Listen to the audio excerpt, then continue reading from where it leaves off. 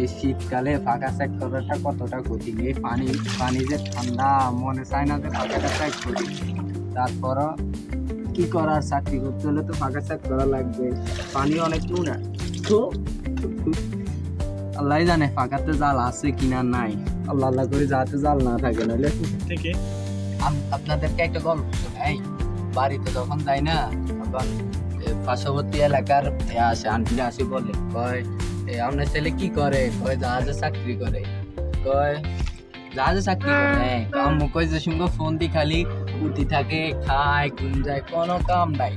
Aunty কর আরে, কয় আরে আরে কে মাইয়া নাই, যদি মাইয়া থাকতাম আমি হোলার লগে বিয়ে দিতাম।